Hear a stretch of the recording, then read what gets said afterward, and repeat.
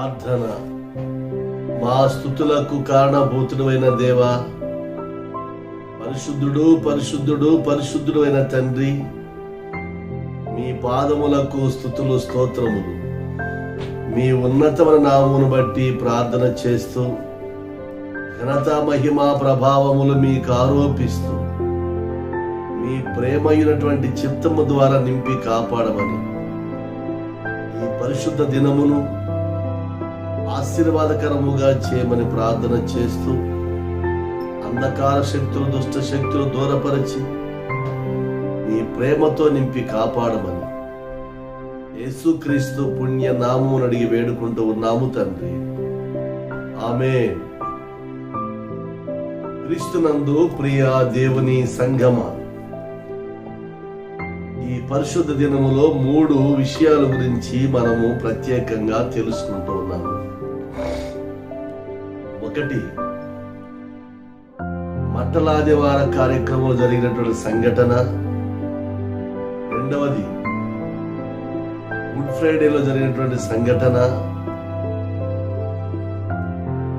3, పునరుత్థాన ఆరాధనలో జరిగిన సంఘటనలు.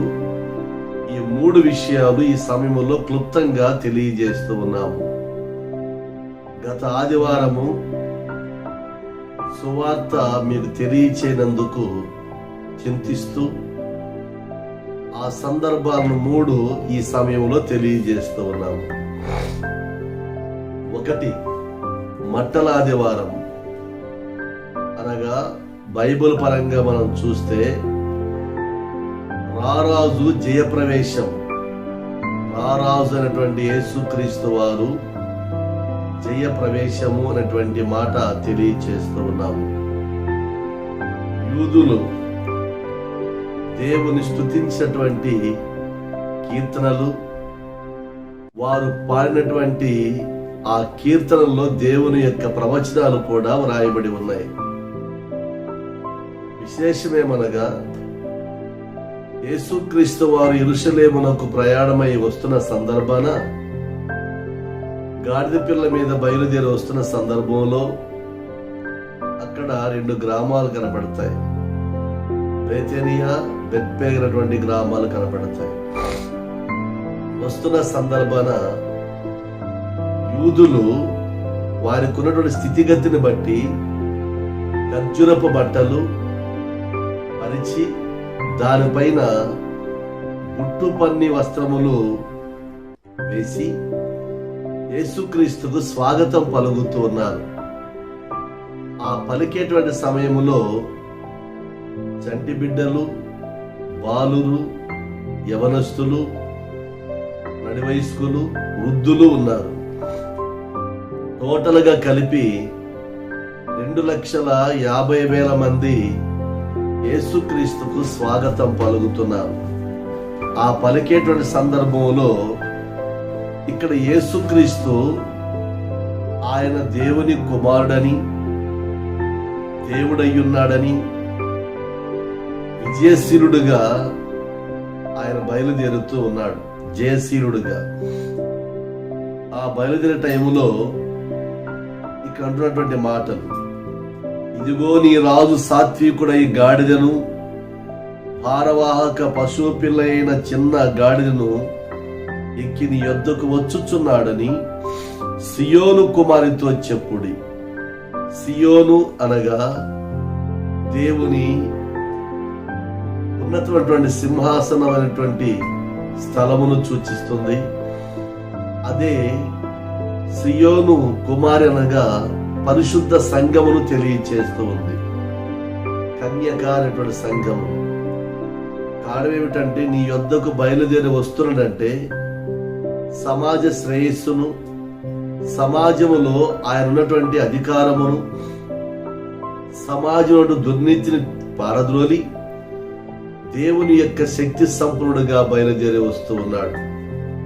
ఆ వచ్చే సందర్భంలో వారు పాడిన పాటలు, స్తుతి కీర్తనలు, ప్రభు పేరిట వచ్చు వాడు స్తుతింపడును గాక, సర్వోన్నతమైన స్థలములలో జయము, సర్వోన్నతమైన స్థలములలో జయము అని పాడుతూ బాలుని యొక్కయు చంటి పిల్ల యొక్కయు నోట స్తోత్రము సిద్ధింప చేసితివి.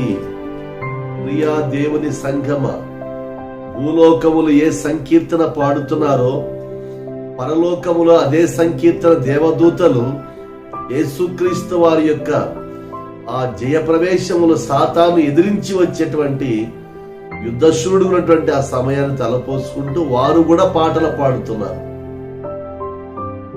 కారణం ఏమిటంటే సర్వోన్నతమైన స్థలములలో జయము అనగా పరలోక కీర్తన కూడా పాడుతున్నారు.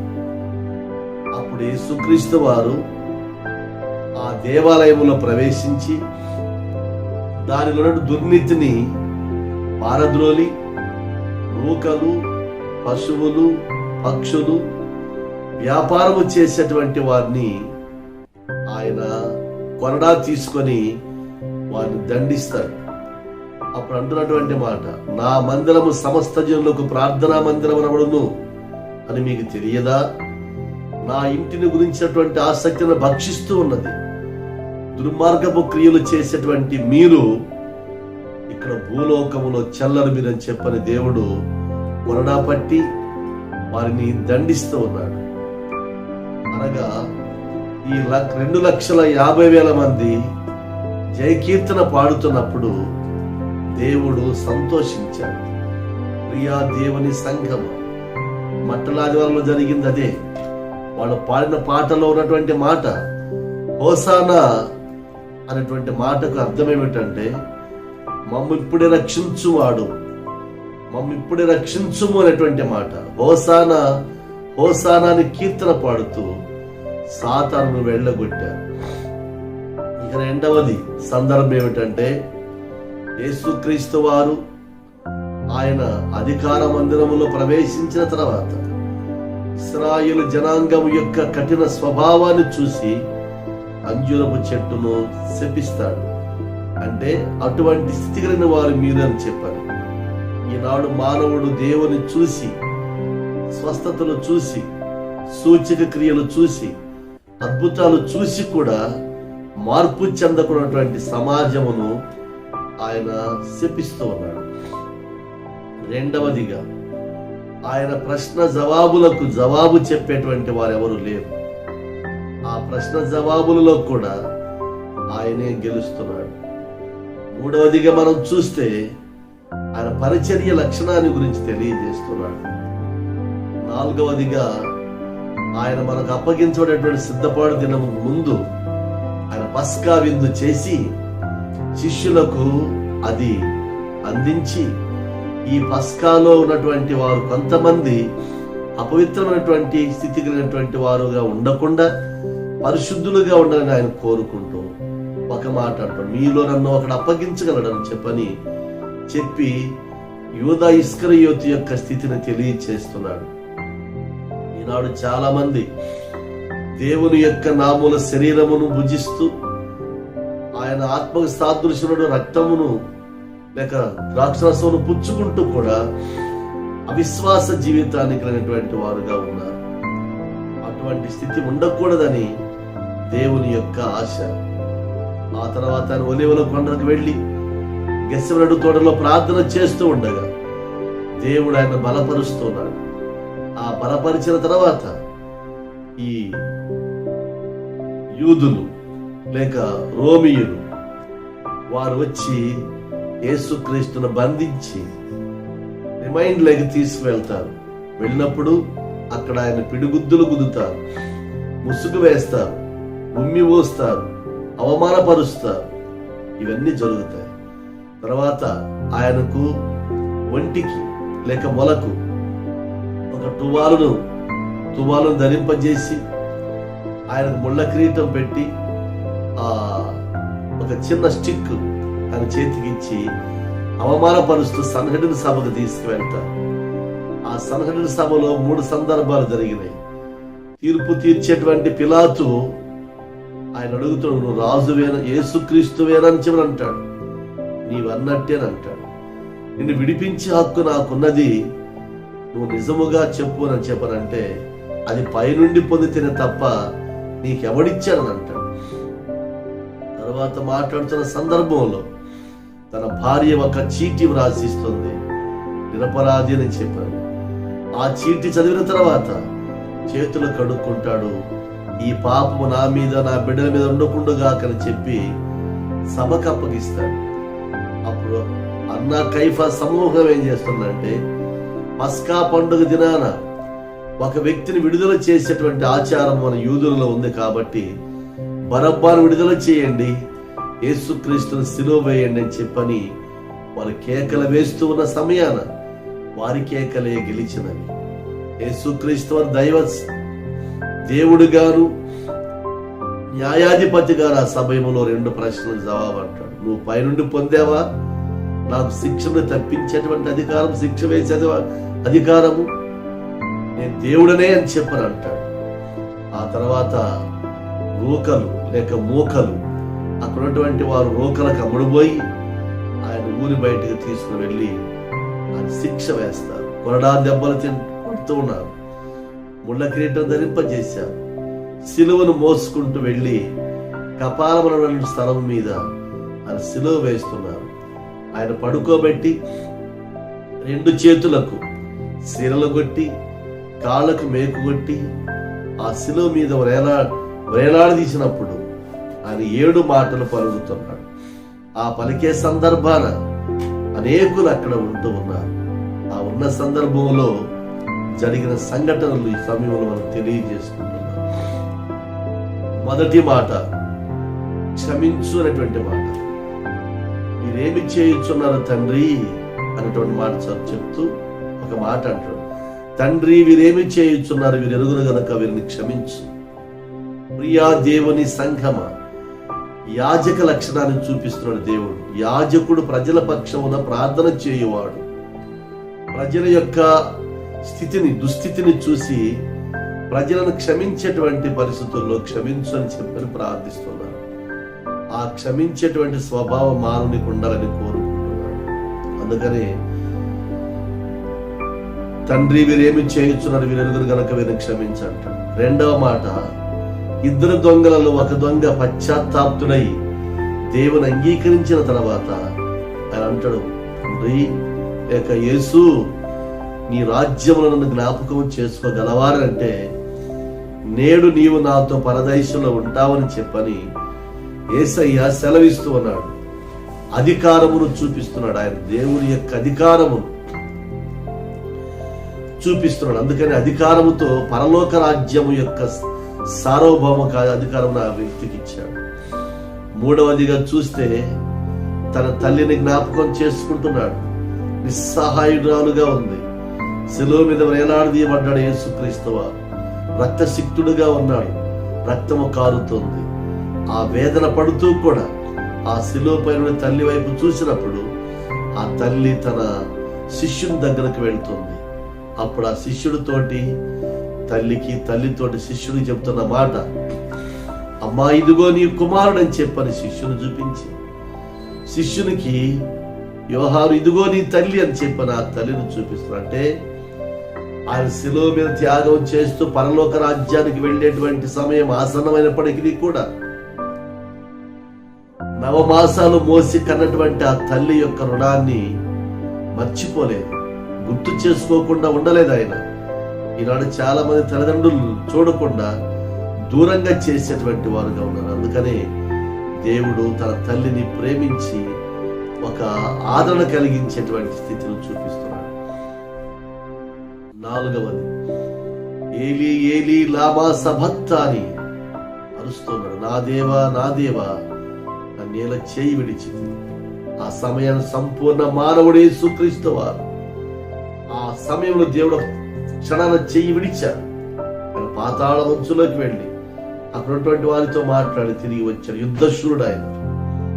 అందుకని ఒక యుద్ధం చేసేటువంటి వారి చేతిలో ఆయుధం ఎప్పుడైతే మిస్ అవుతుందో, ఆ పట్టు నడిపించేటువంటి నావికుడు ఒకసారి చెయ్యి విడిస్తే విడిచినా కూడా యుద్ధాన్ని మర్చిపోకుండా తిరిగి లేచి వచ్చినటువంటి వాడు. ఆ సమయాన తన శరీర స్థితిని మర్చిపోయి దైవశక్తి మీద ఆధారపడేటువంటి వాడు. 5వదిగా చూస్తే దాహమును గురించి అంటాడు. జీవజలమైనటువంటి యేసుక్రీస్తు వారు, జీవాధిపతి అయినటువంటి యేసుక్రీస్తు వారు, అగాధ జలముల పైన ఆత్మను అల్లాడింప చేసేటువంటి యేసుక్రీస్తు వారు, యేసుక్రీస్తు వారు విశ్వసించినటువంటి వారి కడుపుల నుండి జీవజలములు ప్రవహించునని చెప్పినటువంటి యేసుక్రీస్తు వారు, నేనిచ్చు నీళ్లు త్రాగువాడు ఎన్నడకు దప్పికొనడం చెప్పినటువంటి యేసుక్రీస్తు వారిని ఈ సిలువలో వేలాడుతున్నటువంటి సందర్భాలను చూసి ఏలీ ఏలీ లామా సబక్తా అని చెప్పినప్పుడు మానవ సమాజము దాహము తీర్చకపోగా ఆయనను చిరకతోటి, చేదు చిరకతోటి అందిస్తారు. అది విషం. ప్రియా దేవుని సంఘము, మానవుల కఠిన హృదయాన్ని అక్కడ మనకు తెలియజేస్తుంది. అయితే ఆత్మీయ దేహ దాహముల గురించి అంటాడు. ఎవరో ఆత్మలు విశ్వసిస్తున్నారో వారి హృదయములో జీవజలములు ప్రవహించు. 6వదిగా చూస్తే సమాప్తమైనది. దేవుడు చేసిన పరిచర్య, ఆయన సూచక క్రియలు, ఆయన వచ్చిన విధానము అన్ని కలిపి ఆ 33.5 సంవత్సరములో 3.5 సంవత్సరంలో చివరి గడియలు అక్కడ మనకు కనపడి దైవ మానవుని యొక్క స్థితి సమాప్తమైనది. సృష్టిని సృజించినటువంటి యేసుక్రీస్తు వారు ఆయన యుద్ధశూరుడిగా ఈ సమయంలో గెలిచి ఆయన చేసినటువంటి సమాప్త క్రియలలో ఆయన అంటున్నాడు, నా పని ముగించబడినది. 7వదిగా చూసినప్పుడు నా ఆత్మను అప్పగించుచున్నాను. దేవునికి ఆత్మ అప్పగించే సమయాన ఎక్కడి నుండి వచ్చిందో ఆత్మ అక్కడికే చేర్చబడుతుంది. దేవుని సన్నిధికి చేరినటువంటి స్థితి. ఆకాశము తెర 2గా చీల్చబడింది. సమాధులు పరిశుద్ధులు లేచి ఊరి వారికి కనిపించారు. సజీవత్వాన్ని తెలియజేస్తుంది. ప్రకృతి ఆయనకు లోబడి చీకటిగా మారిపోయింది.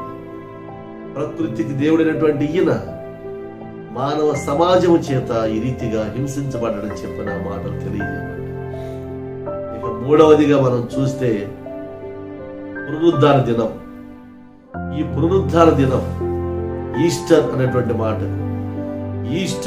మాట నుంచి ఎలా మనం చూస్తున్నాం. ఇయోస్ అనేటువంటి మాట నుండి ఈస్టర్ అనేటువంటి మాట వచ్చింది. యేసుక్రీస్తు అని జననము తెలియజేసిన తూర్పు దిక్కునే, యేసుక్రీస్తు అని సమాధి చేయబడింది తూర్పు దిక్కునే. ఆ తూర్పు దిక్కునటువంటి యేసుక్రీస్తు వారు సమాధి నుండి తిరిగి లేస్తున్నటువంటి దినము ఈ దినం. అనగా భూమిలో పాతి పెట్టబడినటువంటి స్థితి. ఆ భూమి యొక్క తెరలు తెంచుకొని, లేక ఆ రాతి గోడలను తెంచుకొని, రాతి ఆ సమాధిని తెంచుకొని తిరిగి లేచినటువంటి వారు. దానికి కారణము దేవదూతలు వచ్చి ఆ సంఖ్యలను తెంచిన భూకంపం వచ్చింది. ఆయన పునరుద్ధారణై తిరిగి లేచేటప్పుడు నూతన క్రియేషన్ జరిగింది, సృష్టి జరిగింది. ఆ సృష్టిలో జరిగిన సంఘటన ఈ సమయంలో మనం తెలియజేసుకుంటున్నాం. అందుకు సాక్షులు శిష్యులు, అందుకు సాక్షులు స్త్రీలు, అందుకు సాక్షులు దేవుడు, దూతలు. ప్రియా దేవుని సంగమ, పునరుద్ధాన స్థితి మానవ పాప పంకిలమైనటువంటి మానవ స్వభావము పరిశుద్ధ జీవితముగా మార్చబడాలని, మానవునికి మరణము లేదు, యేసుక్రీస్తు నామమునందు విశ్వాసం ఉంచినటువంటి వాడు తిరిగి లేస్తాడు అనే సాక్ష్యానికి నిదర్శనమే. కారణం ఏమిటంటే మరియా మార్తలు అంటున్నటువంటి సంభాషణ. యేసు, కొంత సమయం నువ్వు ముందు ఉంటే నా సోదరుడు బ్రతికేది, అంత్య దినములు లేపుతావని మాకు తెలుసు అంటారు వాడు. అంటే జనన మరణ పునరుద్ధానాల మీద అధికారం ఉన్నటువంటి యేసుక్రీస్తు వారు తిరిగి లేచిన దినమే ఈ దినం. ఈ దినములో నీవు యేసుక్రీస్తును సొంత రక్షకునిగా అంగీకరిస్తే ఈ పునరుద్ధాన దినములో నీకు ఒక భావము అర్థమవుతుంది. అదేమిటనగా నమ్మి బాప్తిజం పొందినటువంటి వారు రక్షింపబడదురు అని అంటాడు. అందుకని యేసుక్రీస్తు వారి యొక్క పునరుద్ధాన దినములో నీ జీవితాన్ని మార్చుకొని ఆయనకు సాక్షార్థమైనటువంటి వాడుగా ఉండాలి. అందుకని అంటాడు ఆయన, క్రీస్తు శకానికి క్రీస్తు పూర్వానికి పునాది అయినటువంటి స్థితిని ఇక్కడ మనకు తెలియజేస్తున్నాడు. నువ్వు తిరిగి జన్మించేటువంటి జీవితం నీ దగ్గర లేకపోతే ఎన్ని ఈస్టర్ పండుగలు మనం జరుపుకున్నా, ఎన్ని గుడ్ ఫ్రైడేలు మనం జరుపుకున్నా, ఎన్ని బట్టల ఆదివారాలు మనం జరుపుకున్నా ప్రయోజనం లేదు. అందుకని యేసుక్రీస్తు వారు తిరిగి లేచి తన తండ్రి యొద్దకు వెళ్ళినటువంటి దినం. అందుకన్నటువంటి మాట యేసుక్రీస్తు వారి గురించి ప్రవచనం చెప్పబడుతుంది. 85వ కీర్తనలో 10వ వచనంలో అంటున్నటువంటి మాట, ఆయన పరలోక రాజ్యములకు ఎక్కిపోతున్నప్పుడు 5,000 మంది 500 మంది సాక్షులై ఉన్నారు. ఆ వారిలో దేవుని శిష్యులు ఉన్నారు, పరిశుద్ధులు ఉన్నారు, విశ్వాసులు ఉన్నారు. ఆయన ఎక్కడి నుండి వెళ్ళాడంటే ఆయన గలిలయ ప్రాంతం మీదుగా ఆయన పరలోక రాజ్యానికి వెళ్ళాడు. మళ్ళీ తిరిగి రానైనటువంటి దేవుడు మళ్ళీ రానైనాడు. అప్పుడు యెరూషలేము మీద మధ్యాకాశం మీదకి వచ్చి తీర్పు తీరుస్తున్నాడు. ఆ తీర్పులో నువ్వు పునరుద్ధార శక్తి కలిగి ఉండేటువంటి జీవితం ఉండాలంటే దేవుని మాటలు అంటున్నటువంటి మాట, క్రీస్తునందుండి వృద్ధులైన వారు మొదట లేస్తారు. ప్రియా దేవుని సంగమ, నువ్వు పునరుద్ధార శక్తిని కలిగేటువంటి విశ్వాస జీవితంలో నువ్వు ఉండగలిగితే ఎంత ధన్యుడవు, ఎంత ధన్యకరమైనటువంటి సంస్కారవంతుడవని. కాబట్టి ఈనాడు మానవుడు పునరుద్ధార శక్తిని కోల్పోతాడని గల కారణం ఏమిటంటే నీలో ఉన్నటువంటి అవిధేయత, నీలో ఉన్నటువంటి పాపము నిన్ను ప్రక్షాళన చేయలేకపోతుంది. పాపము నిన్ను చంపేస్తుంది. కాబట్టి అటువంటి పాపిగా నువ్వు ఉండకుండా పరిశుద్ధ జీవితాన్ని కలిగి ఆ పరలోక రాజ్యం యొక్క సార్వభౌమాధికారానికి సాక్షి ఉండాలని ప్రభు పేరట ఈ మాటలు తెలియచేస్తూ ముగిస్తూ ఉన్నాం. ప్రార్థన చేసుకుంటున్నాం. కృపా సత్య సంపూర్ణమైన మా దేవా, ప్రేమగల తండ్రి, మీ పాదములకు స్తుతులు స్తోత్రము. చెప్పబడిన వాక్యం అందరిలో ఫలింపు చేయమని, మీ చిత్తానుకూలమైన కృప చేత నింపి వర్ధిల్లింప చేయమని ప్రార్థిస్తున్నాను. మీరు చెప్పినట్టుగా లేఖనము తండ్రి, పరిశుద్ధుని దేహము కుళ్ళు పట్టదు, జీవ మార్గము నాకు తెలియచేసి అనేటువంటి సంఘటనలో మా జీవితాన్ని కూడా వర్తిస్తూ మా నాయన, మా సంఘమును, సమాజమును, మానవ ప్రపంచమును మీరు దీవించమని. అలాగే తండ్రి, కరోనా సమస్య నుంచి 2వ ఫేజ్ స్టార్ట్ అయింది నాయన. ప్రజలను మీరు కాపాడండి. న్యాయాధిపతులను, వైద్యులను, రక్షక భటులను, పారిశుద్ధ్య కార్మికులను దీవించమని. వ్యాక్సిన్ అందరికీ తండ్రి సరిపోవటకు, అన్ని శరీర తత్వాలు సరిపోవటకు నీ కృప దయచేయమని. వ్యాక్సిన్ తయారు చేసిన సైంటిస్టులు బట్టి ప్రార్థిస్తూ పరలోక మీ జ్ఞానముతోనే వారు దాన్ని చేయగలిగారు. మీ కృపానుసరముడు ఆశీర్వాదాలతో నింపమని. మా ముఖ్యమంత్రిని, మా దేశ ప్రధానమంత్రిని, మా 29 రాష్ట్రాల ప్రజలను, ప్రపంచ మానవాళిని దీవించమని. చెప్పబడినటువంటి సువార్త అందరిలో ఫలింపు చేయమని యేసు నామమున అడుగుచున్నాము తండ్రి, ఆమేన్. పరలోకమందున్న మా తండ్రి, మీ నామం పరిశుద్ధపరచబడుగాక, మీ రాజ్యము వచ్చునుగాక, మీ చిత్తము పరలోకమందు ఎలాగో అలాగే భూమి యందు నెరవేరబడునుగాక. మాకు కావలసిన అనుదినాహారమును మాకు దయచేయండి. మా రుణస్తులను మేము క్షమించిన ప్రకారం రుణమును క్షమించు. మమ్మల్ని శోధుని తేక దుష్టుని తప్పించు. ఎందుకంటే రాజ్యమును, బలమును, మహిమయు నిరంతరము మీరయ్యున్నారు తండ్రి, ఆమేన్. పరమ తండ్రి దేవుని ప్రేమ, రక్షకుడైన యేసుక్రీస్తు కృప, పరిశుద్ధాత్మ దీవెనలు సదా అందరికీ తోడే నడిపించునుగాక, ఆమేన్. మీ అందరికీ శుభము.